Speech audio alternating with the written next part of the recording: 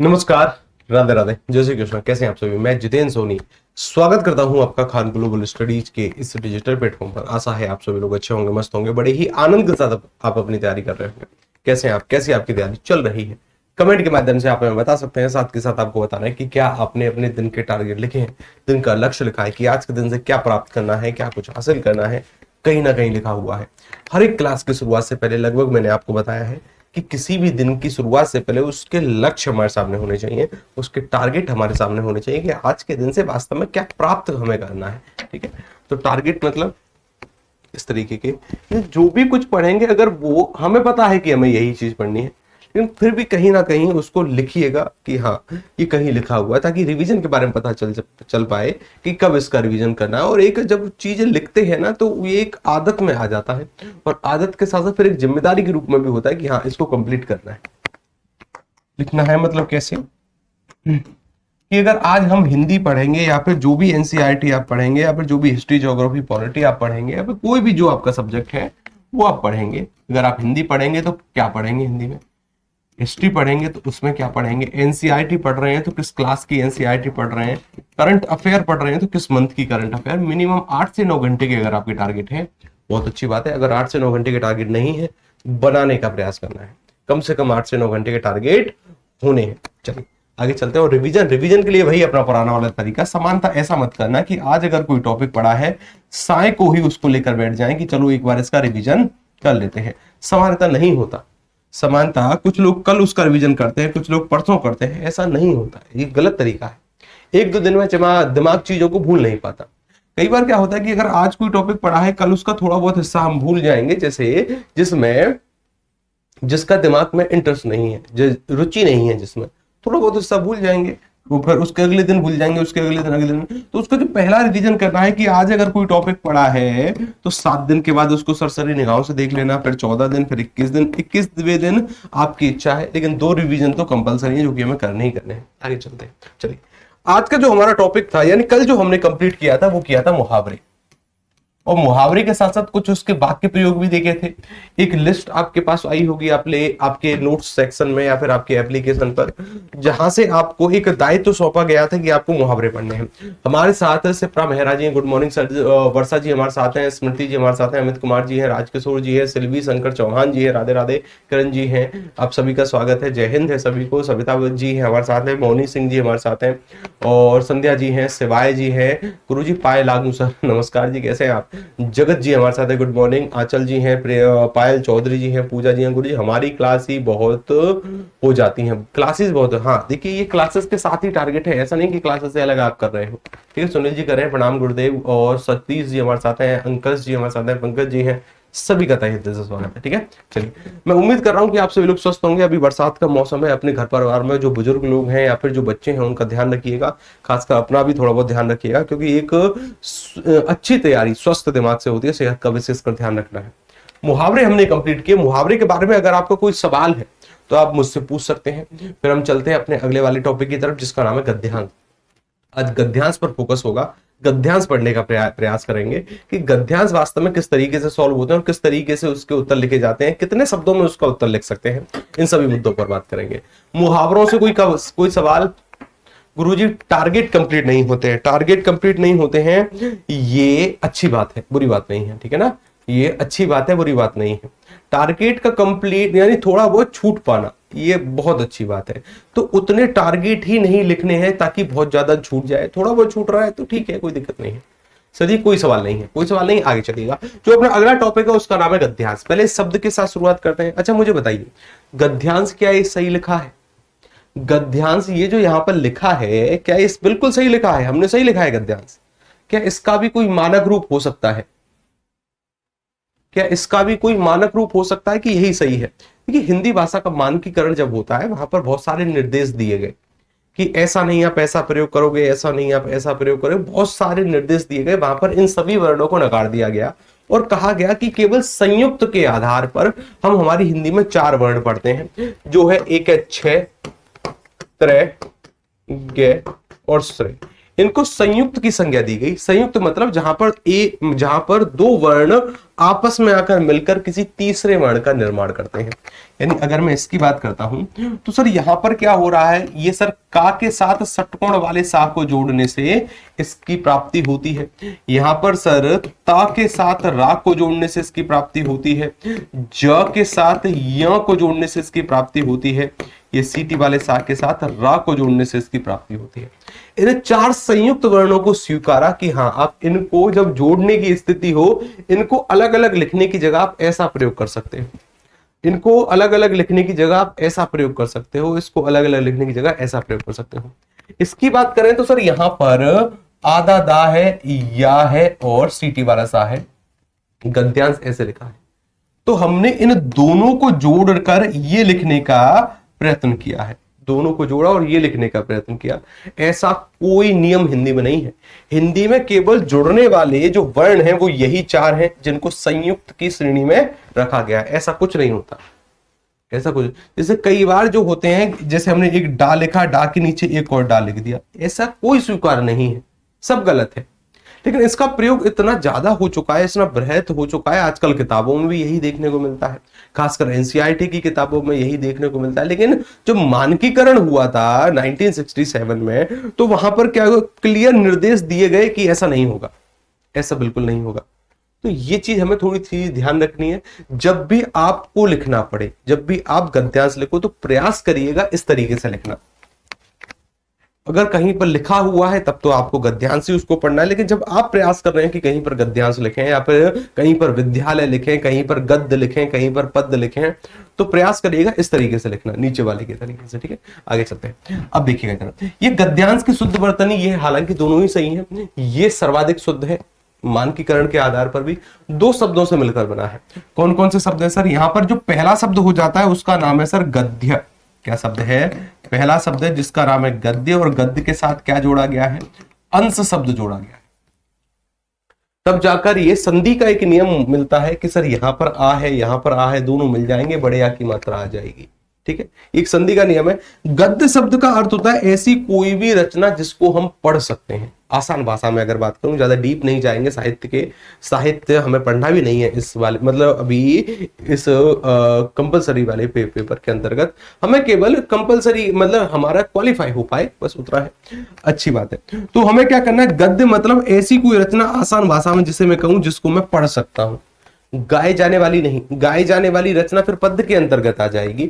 ऐसी कोई रचना जिसको पढ़ सकता हूं, कोई कहानी है, कोई न्यूज़पेपर है, कोई योजना है, कोई उपन्यास है, या फिर कोई यात्रा वृतांत है, ऐसी कोई भी हिस्सा जिसको पढ़ा जा सकता है, उसका एक अंश यानी उसका एक टुकड़ा, उसका एक हिस्सा काट कर हमको दिया जाएगा।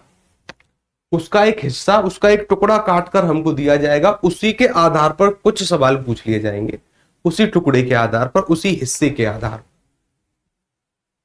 सामान्यतः 5 सवाल पूछे जाते हैं, एक सवाल के अंक निर्धारित किए जाते हैं 12। कितने? 12। और अगर 12 अंक एक सवाल के हैं, कुल मिलाकर 5 सवाल हैं, तो अंकों की संख्या कितनी हो गई? 60 अंक हैं सर। कितने अंक हैं? 60, जो कि 5 सवालों के आधार पर 5 सवाल का उत्तर हमें करना है। शब्द लिमिट क्या होगी, किस तरीके से उत्तर करना है, पहले प्रश्न पढ़ें कि पहले गद्यांश पढ़ें, क्या कुछ करें, अभी देखते हैं। जैसे देखिए, एक ये प्रीवियस ईयर का पेपर है, इसी से शुरुआत करते हैं। प्रीवियस ईयर का पेपर है ये, इसी से शुरुआत करते हैं। 300 अंक है, 300 में से 60 का गद्यांश है।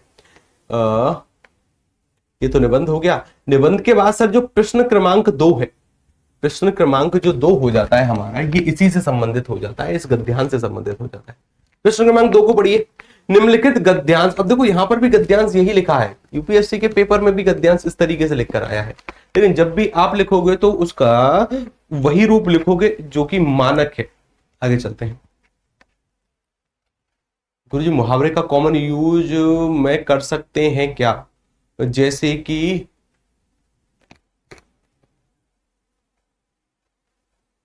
जो अटके सो भटकेगा, आगे बढ़ने वाला क्या? देखिए, आपका एक सवाल है कि सर मुहावरों का प्रयोग कॉमन यूज में कर सकते हैं क्या? देखिए, कॉमन यूज में आप उनका प्रयोग कर सकते हैं, लेकिन समानता याद रखिएगा कि उनका प्रयोग अकेले मत कर देना, हमेशा वाक्य में प्रयोग होगा। मुहावरों का प्रयोग स्वतंत्र रूप से नहीं होता है, आम बोलचाल की भाषा में भी इनका प्रयोग नहीं होता।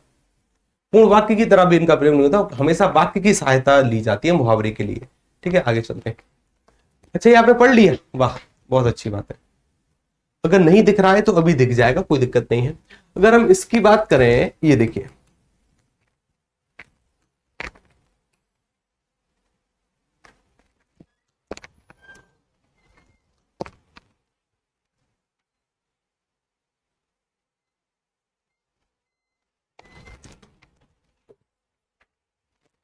कुछ ज्यादा ही बड़ा हो गया ना, कुछ ज्यादा ही बड़ा हो गया, थोड़ा सा छोटा करते हैं। देख पा रहे हो अब आप इसको?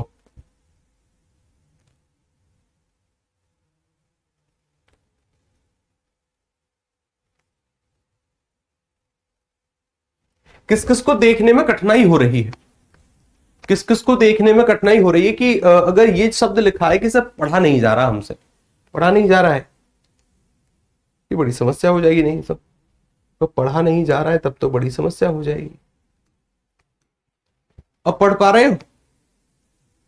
ब्राइटनेस इससे ज्यादा कम नहीं हो सकती, या फिर एक थोड़ी देर के लिए रुकना जरा, हम इसको ना अभी अभी एक और फाइल में टाइप है, नहीं दिख रहा है, कोई दिक्कत नहीं है, परेशान नहीं होना है। अभी के लिए केवल इतना सा समझना है कि सर ये 5 सवाल आते हैं। कितने सवाल आते हैं? 5 सवाल आते हैं। एक के अंक है 12। एक के अंक कितने? एक के अंक है 12। कुल मिलाकर 60 अंक की कहानी है। 60 अंक की कहानी है, 5 सवालों के उत्तर करने। और 5 जो सवाल हमारे हो सकते हैं वो देखो कुछ इस तरीके के हो सकते हैं। ये रहे जी हमारे 5 सवाल। इन सवालों को पढ़ पा रहे हो कि इन सवालों को पढ़ने में भी दिक्कत हो रही है? पहला सवाल पढ़िए जरा, यानी उसी गद्यांश के आधार पर एक सवाल दिया है, वे क्या वजह हैं जिनके कारण युवा बेरोजगार के अयोग्य हैं? वे क्या वजह हैं? एक मिनट जरा हम कंप्यूटर जी से बात करते हैं, एक दूसरी फाइल लाएंगे, दूसरी फाइल में आपको पूरा दिख जाएगा, परेशान नहीं होना, ठीक है ना? अच्छी बात है। एक मिनट जरा, तब तक आप इन सवालों को पढ़िए।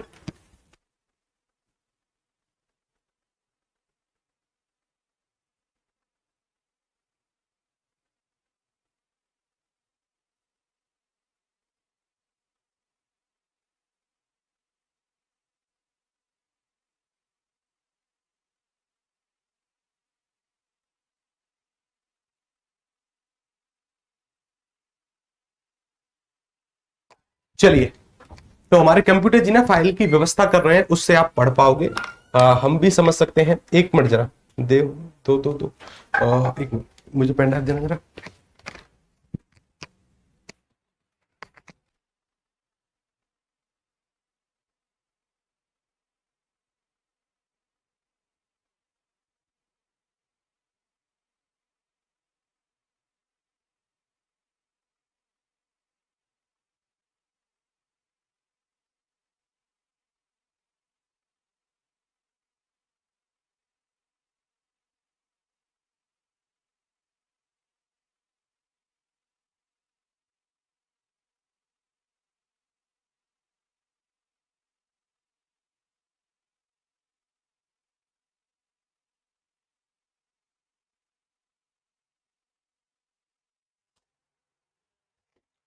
कई बार कुछ फाइल्स होती हैं जिनको पढ़ने में हम समझ सकते हैं कि दिक्कत हो जाती होगी, कोई समस्या नहीं है, छोटी मोटी परेशानी है। अभी हमारे कंप्यूटर जी है ना, जब तक कंप्यूटर जी का सहारा है तब तक तो कोई दिक्कत नहीं होगी।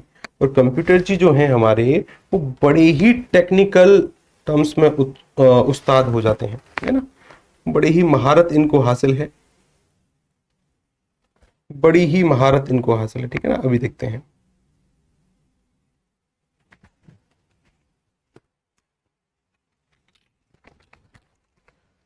चलिए,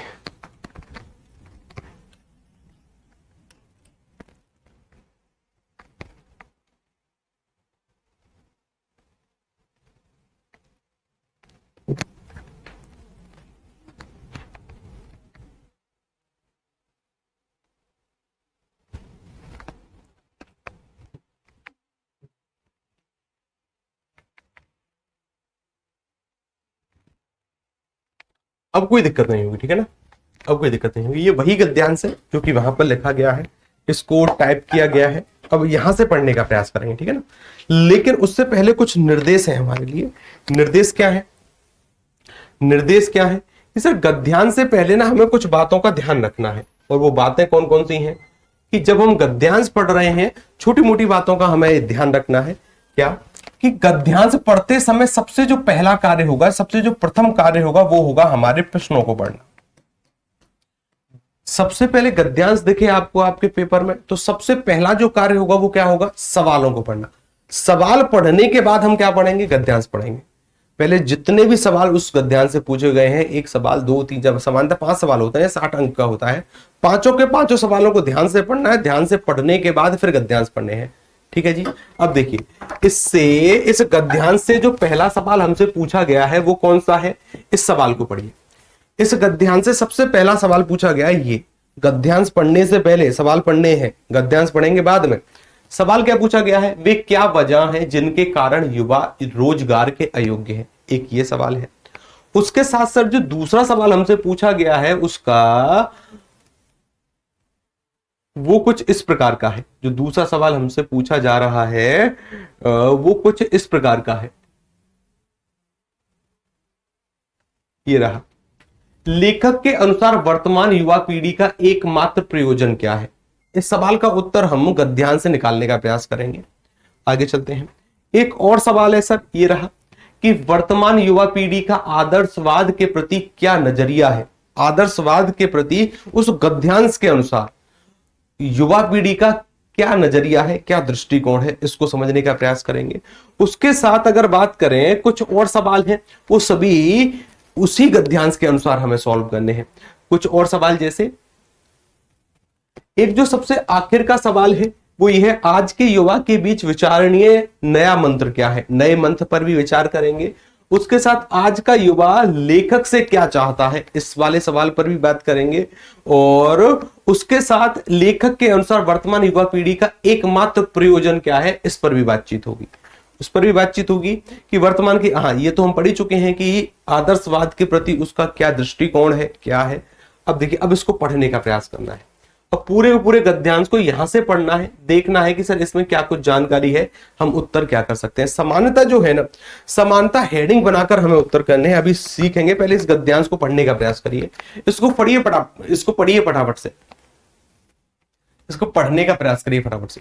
चलिए, रिपोर्ट्स बताती है कि यहां से और अंत तक पढ़ना है, इसको तुरंत पढ़िए।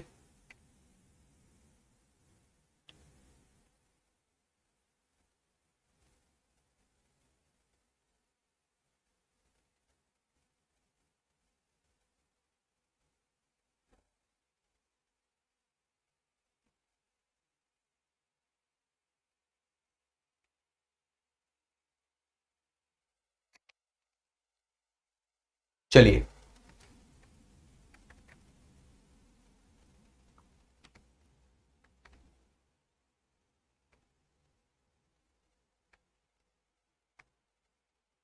अंकित जी कह रहे हैं गुरु आदि और इत्यादि में क्या अंतर है। अभी आ रहे हैं हम, अभी बताएंगे कि आदि में भी क्या अंतर है, इत्यादि में भी क्या है।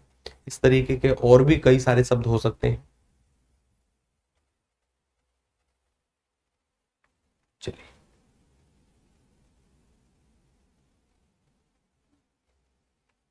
सर कितने वर्ड्स में लिखना होता है आंसर। देखिए, समानता एक सवाल जो है वो 12 अंक का है। 12 अंक के लिए सामान्यता एक एवरेज ये है कि लगभग लगभग 100 शब्दों के आसपास अगर हम लिख पाए, लगभग लगभग, और अगर हेडिंग के साथ अगर आपने 100 शब्दों के आसपास लिखा है, 100 से 150 शब्दों के बीच में हमें उसका उत्तर करना होता है। अभी जरूरी नहीं है कि 100 बोला है तो 100 ही हो, ये भी आवश्यक नहीं है कि 150 कहा है तो 150 ही हो। उस सवाल के जितने भी तथ्य हमसे पूछे गए हैं, उस गद्यांश में जितने भी तथ्य हैं, क्या वो फुलफिल हो पा रहे हैं। और शब्द सीमा 100 से 150 के बीच में होती है, लगभग कितनी होती है, 100 से 150 के बीच में। आगे चलते हैं, जरा देखिए, इसको पढ़ा आपने, इस वाले गद्यांश को भी पढ़िएगा। ये रहा, ये इसका दूसरा हिस्सा है, ये इसका दूसरा हिस्सा है, इसको भी पढ़ने का प्रयास करिए। और ये यहीं पर खत्म हो जाता है, फटाफट से पढ़िए इसको। समय का थोड़ा सा अभाव है तो थोड़ी सी गति दिखाएंगे।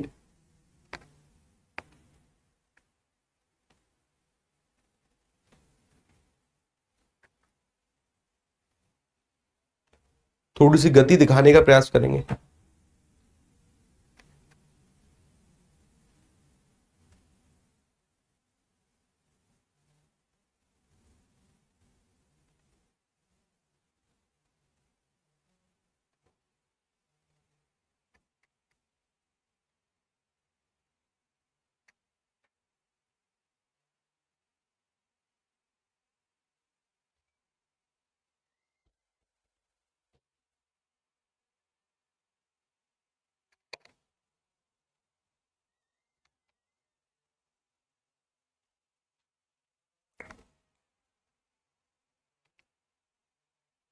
डन, ठीक है, डन।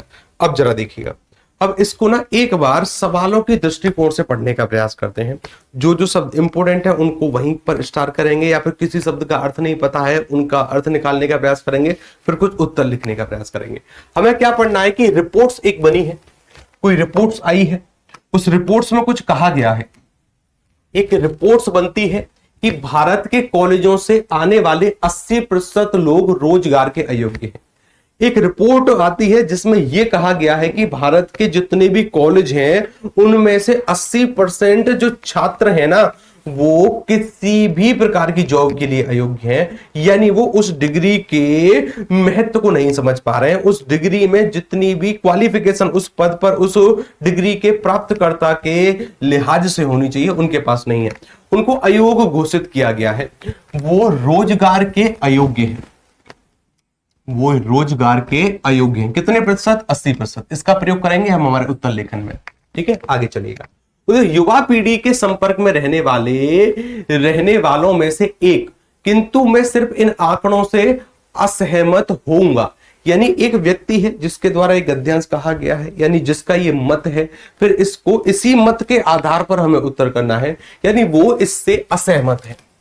क्या है? मैं इससे असहमत होऊंगा। युवाओं से संपर्क के आधार पर मैं केवल इतना कह सकता हूं कि उनमें करीब 90% इसलिए रोजगार के अयोग्य हैं क्योंकि वे एकदम अनिश्चित व अनुत्तरदायी हैं। कैसे हैं वो? एकदम अनिश्चित हैं और अनुत्तरदायी हैं, यानी वो उत्तर देने का प्रयास नहीं करते। अनुत्तरदायी हैं यानी उत्तर देने का प्रयास नहीं करते हैं। युवा लोग कहीं पास में रहते हैं। इस 500 शब्द का अर्थ होता है अगल बगल। क्या होता है? 500 शब्द का अर्थ क्या होता है? अगल बगल, यानी आसपास रहते हैं। कहां रहते हैं? अगल बगल में रहते हैं, आसपास में रहते हैं। युवा लोग कहीं आसपास में रहते हुए गलतियों की शुरुआत गलत व्यवहार से भरे विश्वास के साथ करते हैं। इस पूरी की पूरी लाइन का मतलब क्या है कि वो अगल बगल में रहते हुए गलतियों की शुरुआत इस वजह से करते हैं, इस आधार पर करते हैं कि उन्हें विश्वास होता है कि ये चीज सही है। उनके मन में ये धारणा है कि ये बात बिल्कुल सही है। उनको बताने वाला कोई नहीं है कि जो भी उनके द्वारा किया जा रहा है वो गलत है। समानता अगर देखा होगा कि अगर कोई भी विद्यार्थी आसपास की जगह पर रहता है तो वह, अगर उसका कोई फ्रेंड है, उसको या तो किसी बुरी लत का वो शिकार है या फिर किसी मादक पदार्थों का सेवन करता है, तो समानता उसे पता ही नहीं होता कि वह चीज गलत है। या फिर उसके दिमाग में एक बात बिठा दी गई है कि जब जब वो टेंशन होगी या फिर जब जब खुशी का माहौल होगा तब तब उसे इन पदार्थों का सेवन करना है। उसे विश्वास है कि ऐसा ही होता है। आगे चलते हैं कि गलतियों की शुरुआत गलत व्यवहार से भरे विश्वास के साथ करते हैं। गलत व्यवहार से भरे विश्वास के साथ करते हैं। वे पैसा तो बनाना चाहते हैं किंतु बिना कुछ किए हुए ही। वो चाहते हैं कि उनके पास पैसा हो लेकिन उन्हें कुछ करना ना पड़े। ऐसा नहीं है कि वो बेकार है, ऐसा नहीं है कि वो बेकार है। अधिकांश अच्छी अंग्रेजी बोलते हैं और अपने बारे में विश्वास से भरे हैं। उन्हें भरोसा है कि मैं कुछ कर लूंगा। इंग्लिश भी बोलते हैं, इस भी बात का प्रयोग करेंगे हम कि वो अच्छी इंग्लिश बोलते हैं। क्या करते हैं? वो अच्छी इंग्लिश बोलते हैं और उन्हें यह भी यकीन है कि वो कुछ कर लेंगे, विश्वास से भरे हुए हैं। वे नवीनतम रिंगटोन्स, फिल्मों और चुटकुलों के जानकार हैं। आजकल की युवा पीढ़ी वे नवीनतम रिंगटोन्स, फिल्मों और चुटकुलों के जानकार हैं, लेकिन जैसे ही कोई थोड़ा आगे बढ़ता है तो वह अपनी रिक्त आंखों से मुझे घूरने लगते हैं। यानी इस पूरी पंक्ति का अर्थ क्या है? उन्हें सब कुछ पता है, यानी वो इस टेक्नोलॉजी से वाकिफ है, लेकिन जैसे ही उनसे कोई आगे बढ़ने का प्रयास करता है तो वो जिसको अपना आइडियल मानते हैं उसको घूरने का प्रयास करते हैं, उसको देखने का प्रयास करते हैं कि ये कैसे आगे चला गया। आगे चलते हैं। वे बहुत पैसा कमाना चाहते हैं जिसके लिए मीडिया हाइप और नियमित प्रकाशित होने वाले वेतन सर्वों को धन्यवाद। यानी वो जो मीडिया ने हाइप बनाई हुई है उसके साथ साथ जो वेतन सर्वे आते हैं कि किसका वेतन क्या है, इस आधार पर उन सभी सर्वों का धन्यवाद किया जा रहा है। लेकिन उनके पास वो दक्षता नहीं है जो कि उनको इस प्रकार से पैसा अर्जन करने में मदद करे। उनके पास क्या नहीं है? योग्यता नहीं है, दक्षता नहीं है, जिनके आधार पर उन्हें वो जॉब प्राप्त हो। उनकी डिग्री का लिहाज करते हुए स्नातक स्तर के विषयों से कुछ प्रश्न पूछें।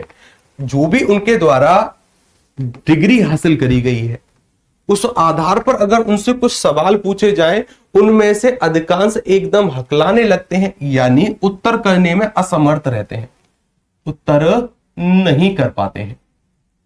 क्या नहीं कर पाते हैं? असमर्थ रहते हैं, हकलाने लगते हैं, उत्तर नहीं कर पाते हैं।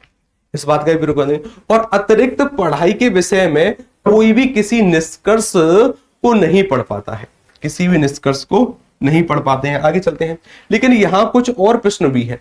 सदाचार और व्यवहार के बारे में प्रश्न, आप में से क्या अच्छा है, आप अपना अतिरिक्त समय कैसे व्यतीत करते हैं, और तब ये आश्वस्त लड़के व लड़कियों के समूह मेरे को इस संशय से ग्रसित दिखाई पड़ते हैं। आगे आते हैं। मुझे इन प्रश्नों से क्या उत्तर देना चाहिए? उनको यह कहना उचित नहीं है कि यह उनकी अपनी जिंदगी है, यह भी उनको नहीं कह सकते कि यह उनकी अपनी जिंदगी है, जो चाहो जो कर, यह भी कहना ठीक नहीं है। और उनको अपने बारे में मुझे बतलाना चाहिए, क्योंकि वे हमेशा बने बनाए तैयार उत्तर देना चाहते हैं। वो समानता कैसे उत्तर देते हैं? जो रटे हुए हैं, बने बनाए हैं। ऐसा कहना जो उनको सहायता देते हुए इससे मुक्त करे। वे कहते हैं कि यदि मैं यह अभ्यास पर्याप्त मात्रा में करूं तो मैं ऐसा जरूर सिद्ध कर सकूंगा। यानी उन्हें यह भी यकीन है कि अगर इस पर अच्छे से मेहनत करी जाए, अच्छे से पर्याप्त मात्रा में प्रयत्न किया जाए तो ये कार्य भी सिद्ध हो सकता है। इस तरह के युवा रातों रात लोलुप पाठक, एक ये शब्द अच्छा है, उत्तर में प्रयोग करेंगे। लोलुप पाठक का अर्थ होता है कि जो चुटकुले आदि जो पढ़ते हैं ना, जो अपनी किसी बात में चुटकुले आदि का प्रयोग करते हैं, बात में कोई हंसी ठहाके वाली बात में कोई चिकनी चुपड़ी बात जो प्रयोग करते हैं, उन्हें कहते हैं लोलुप पाठक। उन्हें क्या कहते हैं? जो बात में चिकनी चुपड़ी बात, यानी जो सामने जो पाठक गण है वो उनसे प्रभावित हो पाए, लेकिन किस वजह से? उनकी बातों से, उनके हास्य व्यंग से, या फिर उनकी चिकनी चुपड़ी बातों से, उन्हें कहते हैं लोलुप पाठक। या फिर गिटार वादक, स्टार बल्लेबाज, यहां तक कि अभिनेता तक हो जाते हैं। मुझे आश्चर्य है यदि कोई नासमझ भेंटकर्ता उनकी आधी अधूरी कहानी पर विश्वास करे। क्योंकि भारत आगे बढ़ रहा है, हमारे पास ऐसी लापरवाह पीढ़ी तैयार खड़ी है। क्या खड़ी है? लापरवाह पीढ़ी तैयार खड़ी है, जिसका एकमात्र लक्ष्य बिना कुछ किए अच्छी जिंदगी जीना है। हमारे पास एक ऐसी पीढ़ी खड़ी हुई है जिसका कुछ किए बिना ही अच्छी जिंदगी जीने का उनका मन है। ऐसा प्रतीत होता है कि हम मुलम्मा चढ़ी ऐसी फौज निर्मित कर रहे हैं। अच्छा शब्द है मुलम्मा। मुलम्मा शब्द का अर्थ वास्तव में भावार्थ यह होता है कि कोई भी वस्तु को इतना बढ़ा चढ़ाकर बता देना, या फिर उस पर एक लेप लगा देना, या फिर उस पर एक चमकदार लेप लगाना, कि ताकि जो खरीदार है उनको सिर्फ उनकी चमक दिखे। बाहरी जो आवरण होता है ना, उसे कहते हैं मुलम्मा, जो कि काफी चमकदार होता है, मुलम्मा चढ़ी ऐसी फौज निर्मित कर रहे हैं जो बिना कुछ दर्शन, बिना वचनबद्धता या सदाचार से भरी है। ना तो उनमें दर्शन है, ना वचनबद्धता है, सदाचार भी नहीं है। अपनी चमड़ी को बचाने और कुछ उपयुक्त करने में से किसी एक का चुनाव करने को कहने पर अधिकांश युवा का जवाब दरअसल में अपने को बचाने का ही होता है। यानी अगर उनसे सवाल पूछा जाए क्या? अपनी चमड़ी को बचाने और कुछ उपयुक्त करने में किसी एक का चुनाव, कि या तो आप अपने शरीर को बचा लो या कोई उचित कार्य कर लो। उपयुक्त का अर्थ क्या होता है? उचित, या कोई उचित कार्य कर लो। तो उनका सामान्यतः जो उत्तर होता है वो किस बात पर निर्भर होता है? वो सामान्यतः यही उत्तर होता है कि अधिकांश युवा का जवाब अपने आप को बचाने का रहता है। ऐसा माना जाता है कि जब हम युवा होते हैं तो हमारे अंदर कुछ आदर्शवाद विद्यमान होता है। जब हम युवा होते हैं तो हमारे अंदर कुछ आदर्शवाद विद्यमान रहता है। हमारे विचार कुछ समझ नहीं निर्मित कर पाते हैं, किंतु हम किसी प्रयोजन के प्रति खड़े होने के इच्छुक रहते हैं। आजकल के युवाओं में किसी प्रयोजन के प्रति कोई भावावेश नहीं होता। इस पीढ़ी का अत्यंत पूर्वाभ्यास से विनिर्मित उत्तरों को सुनकर मैं समझता हूं कि नया मंत्र पैसा है। इस बात का हम क्या करेंगे कि नया मंत्र क्या है? नया मंत्र पैसा है। इसके अलावा यदि कोई कुछ और महत्वपूर्ण बातें करता है तो वो पुरातन है। इसके अलावा कोई अगर महत्वपूर्ण बातें करता है, जैसे कि घर के कोई वृद्ध सदस्य हो, कोई बड़े बूढ़े बुजुर्ग लोग हों, कोई भी महत्वपूर्ण बातें करें, तो ये तो पुरातन, पुरातन यानी प्राचीन है। प्राचीन है यानी पुराने समय की बात कर रहे हैं, पुराने समय की बात कर रहे हैं। इस गद्यांश को पढ़कर अगर कोई आपसे कहे कि इसका निष्कर्ष मुझे बताइए कि लेखक क्या कहना चाहता है, लेखक क्या कहना चाहता है, तो एक लाइन में कोई बता सकता है कि इसका अर्थ क्या है, यानी लेखक का भाव क्या रहा है ये लिखने से पहले, ये लिखने से पहले क्या रहा है।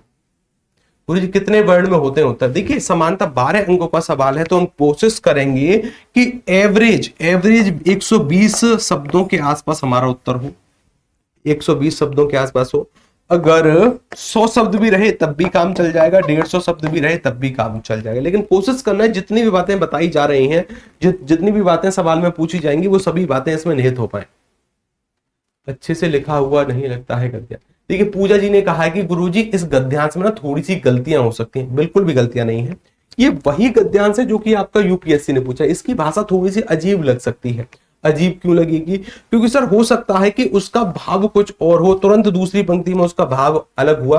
भाव भिन्नता के आधार पर पंक्तियां थोड़ी सी अजीब लग सकती हैं कि ले नहीं बैठती है कि अभी ये पढ़ा फिर ये पढ़ा है फिर ये पढ़ा, ले नहीं आती है, क्रमबद्धता नहीं हो पाती है। अभी उसका भाव कुछ और होगा, अभी फिर उसका भाव थोड़ा सा परिवर्तित हो जाएगा।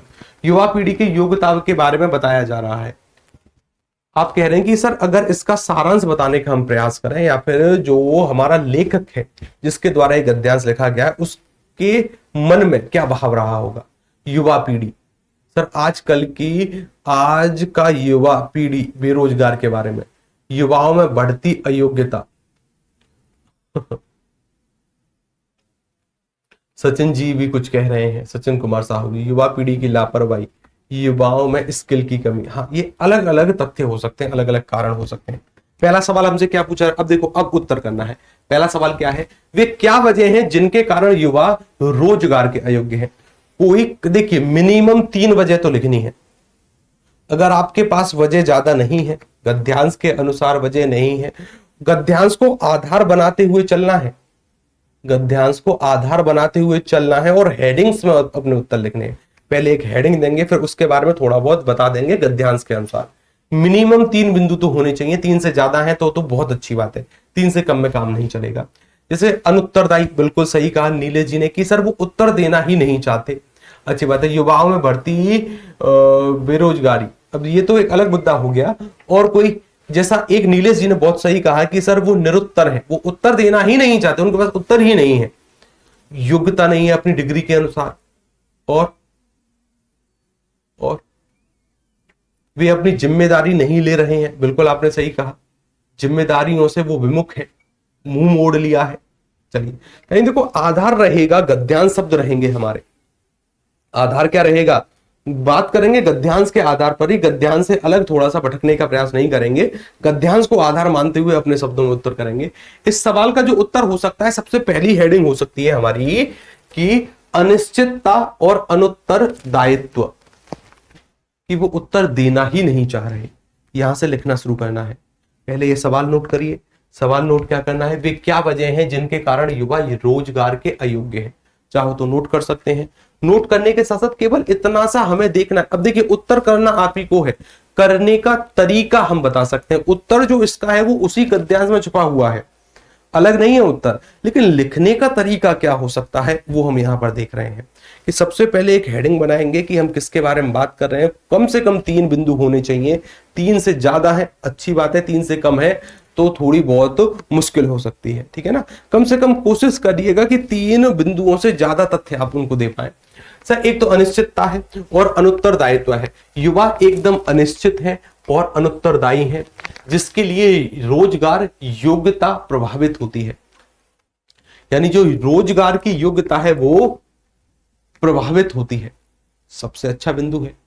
दूसरा बिंदु क्या है, गलतियों की शुरुआत गलत व्यवहार से होती है। ये भी क्या हो सकता है, ये भी सर एक वजह हो सकती है कि उनके पास तो रोजगार नहीं है, वो अयोग्य होते हैं। ये भी एक वजह हो सकती है कि सर वो गलत संगत से प्रभावित है। और गलतियों की शुरुआत कहां से हो रही है, गलत व्यवहार से। युवा लोग कहीं पार्श्व यानी पार्श्व शब्द का प्रयोग किया गया है वहीं पर गद्यांश में किया गया, जिसका अर्थ होता है किनारा, अगल बगल, आस पड़ोस। युवा लोग कहीं पास में रहते हुए गलतियों की शुरुआत गलत व्यवहार से भरे विश्वास के साथ करते हैं। सिंपल बात में उसी गद्यांश के अनुसार उत्तर किया है, ऐसा नहीं है कि अलग उत्तर करने का प्रयास किया है। दूसरा बिंदु, दक्षता की कमी है। किसकी कमी है, दक्षता की कमी है। और दक्षता की कमी के साथ साथ युवाओं के पास वो दक्षाई नहीं है जो उन्हें अच्छा वेतन अर्जित करने में मदद करे। योग्यता ही नहीं है कि जो उनको अच्छा वेतन, कमेंट करो कम, लिखने का प्रयास करो। खासकर अगर हो सकता है तो कम से कम ये हेडिंग लिखिए, ये हेडिंग, और इस हेडिंग के आधार पर अपने उत्तर लिखने हैं। सभी को समान उत्तर नहीं लिखने हैं कि इसी को लिख डालो, ऐसा नहीं। हो सकता है कि आप इससे अच्छे तथ्य वहां पर लिख पाए, लेकिन हेडिंग हमें पता होनी चाहिए कि सर हम किन किन बातों का उल्लेख कर सकते हैं। दक्षता की कमी, दक्षता की कमी अर्थात उनके पास योग्यता ही नहीं है जॉब अर्जित करने की, या फिर जो भी उस जॉब की क्वालिफिकेशन है, जो योग्यता होनी चाहिए, उनके पास है ही नहीं, उनके पास है ही नहीं। सर्वे की रिपोर्ट भी आई है कि 80% युवा कॉलेज के वो अयोग्य हैं। उसके साथ प्रश्नों का उत्तर देने में असमर्थ था, ये भी क्या है, उनके रोजगार की ये एक वजह हो सकती है। वो बेरोजगार जो हैं उनकी एक वजह हो सकती है कि प्रश्नों का उत्तर देने में असमर्थता है। अर्थात स्नातक स्तर के विषयों में कुछ प्रश्न पूछने पर अधिकांश युवा हकलाने लगते हैं और अतिरिक्त पढ़ाई के विषय में निष्कर्ष पर नहीं पहुंच पाते हैं। ये उसी गद्यांश के आधार पर उत्तर है।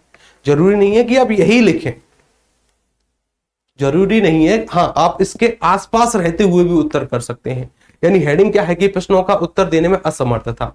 यानी हम यहां पर प्रयोग कर सकते हैं कि उनको या फिर उनकी डिग्री के अनुसार या उससे संबंधित सवाल पूछने पर उनकी सिट्टी पिट्टी गुम हो जाती है, या फिर वो उत्तर देने में असमर्थता का सामना करते हैं।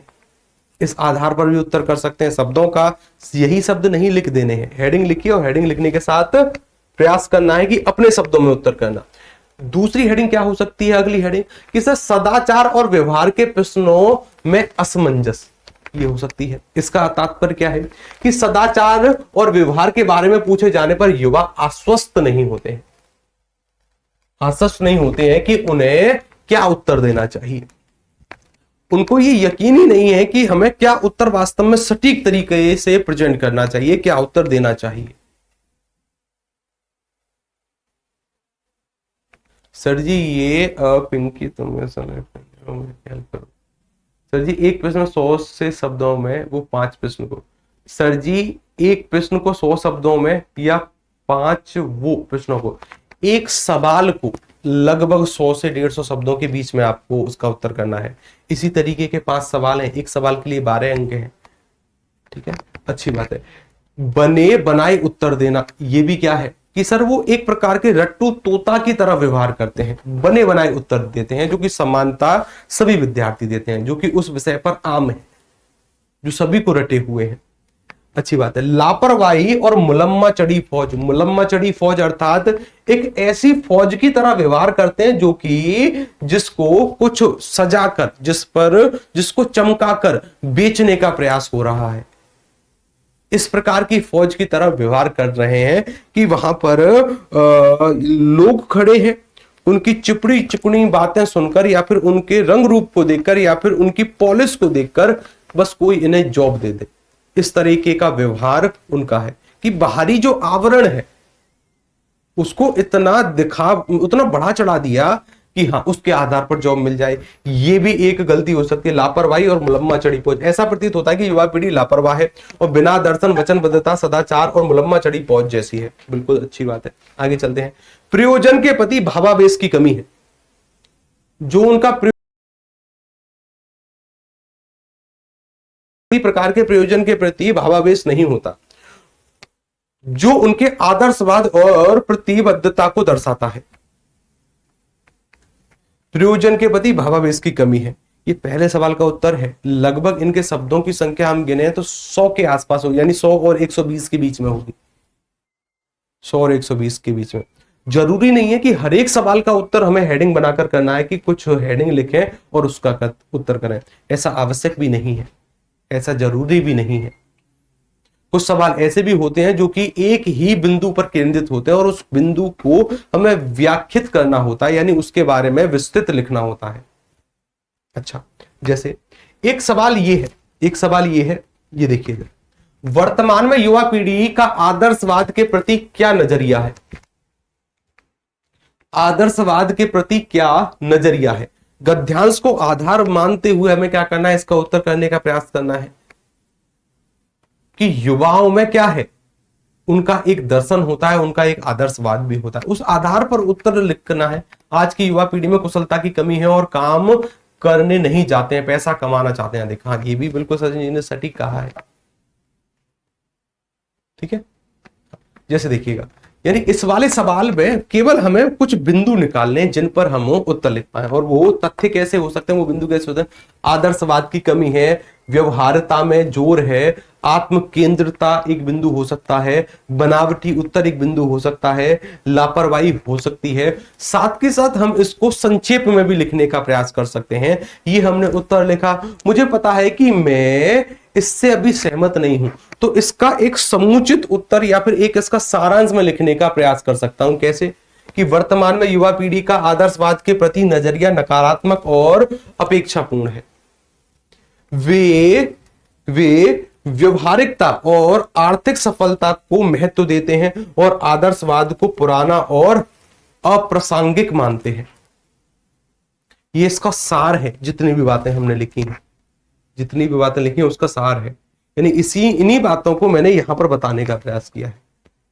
ये तरीके हैं, उत्तर लिखने आप ही को, उत्तर कहीं और नहीं है, उत्तर उसी गद्यांश में है, कहीं से खोजना नहीं है, बस शब्दों को थोड़ा सा परिवर्तित करना है। और शब्दों को परिवर्तित करने के साथ साथ वो कुछ बिंदु ढूंढने हैं जिन पर हम अपना उत्तर लिख पाए, उसी गद्यांश को आधार बनाते हुए कुछ ऐसे शब्द ढूंढने जिनको आधार बनाकर हम उसकी व्याख्या कर पाए। और ये एक दिन का कार्य नहीं होता। गद्यांश पर लगातार 4 से 5 क्लास होंगी आपकी, और 4 से 5 क्लास में केवल इतना सा हम सीखने का प्रयास करेंगे कि गद्यांश को पढ़ने पर किस तरीके के बिंदु हमें, या फिर किस बिंदुओं पर हम अपना उत्तर लिख सकते हैं आधार बनाते हुए। ठीक है, आगे चलते। उसके साथ जैसे एक और सवाल मैंने पूछा कि लेखक के अनुसार वर्तमान युवा पीढ़ी का एकमात्र प्रयोजन क्या है? एकमात्र प्रयोजन क्या है? सर, हमें पता है उनका एकमात्र प्रयोजन यही है कि उन्हें कुछ करना ना पड़े और अच्छी जिंदगी वो जिए। कुछ करना ना पड़े और अच्छी जिंदगी वो जिए, केवल उनका ये उद्देश्य है।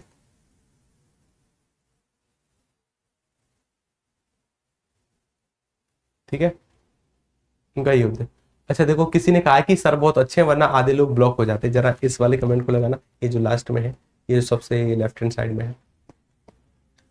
सर जी आज का, हाँ, बिना पैसे मतलब बिना मेहनत के पैसा चाहिए, बिना मेहनत के पैसा चाहिए। कंप्यूटर क्या सोच रहे हो?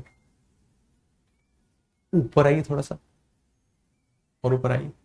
हाँ, ये लोकेश जी हैं, उनका कमेंट जरा पढ़िए। चलिए सर जी अब छुट्टी कीजिए, एक कमेंट आए, गुरुजी अब छुट्टी करिए। देखिए, इस पर चाहो तो आप बिंदु बनाकर लिख सकते हो, लेकिन इस पर बिंदु बनाने की आवश्यकता नहीं है, क्योंकि एक ही तथ्य है हमारे पास कि उनका एक ही लक्ष्य है। क्या? कि सर पैसा होना चाहिए, काम उन्हें नहीं करना पड़े। इसी को हमने थोड़ा सा बड़ा लिखने का प्रयास किया। पढ़ने का प्रयास करिएगा कि इस गद्यांश के आधार पर इस लेखक के अनुसार वर्तमान की युवा पीढ़ी का एकमात्र प्रयोजन बिना कुछ किए अच्छी जिंदगी जीना है। क्या है? बिना, हालांकि इसका उत्तर एक ही लाइन में हो सकता था, लेकिन 12 अंक का सवाल है तो हमें थोड़ा सा प्रयास करना है कि थोड़े शब्दों की मर्यादा हम निर्धारित करें। हालांकि इसका उत्तर यहीं खत्म है, इसका उत्तर यहीं पर खत्म है कि इस गद्यांश के अनुसार इस गद्यांश के आधार पर लेखक के अनुसार वर्तमान युवा पीढ़ी का एकमात्र प्रयोजन बिना कुछ किए अच्छी जिंदगी जीना है। बस यही है। अब इसको अपने शब्दों में बना पाना, इसको अपने शब्दों में विस्तृत कर पाना, ये हमें सीखना है। चलिए ठीक है, एक बार इन सभी उत्तरों को पढ़ने का प्रयास करिएगा। कल कुछ इसके अनसुलझे पहलुओं पर फोकस करेंगे, ठीक है ना, कुछ और प्रीवियस ईयर। देखिए यहाँ पर अभी केवल 2 ही सवाल है, एक बार पढ़ने का प्रयास करना है आपको इन सभी सवालों का, और थोड़ी सी मर्यादा बनाई रखनी है क्लास में, ठीक है ना। या फिर अभी एक विद्यार्थी था जो किसी लड़की को कुछ कह रहा था, ठीक है ना, मर्यादा का ध्यान रखना है, क्या है, मर्यादा बनानी है। चलिए फिर मिलते हैं अगली वाली क्लास में, तब तक के लिए नमस्कार, राधे राधे, जय श्री कृष्ण।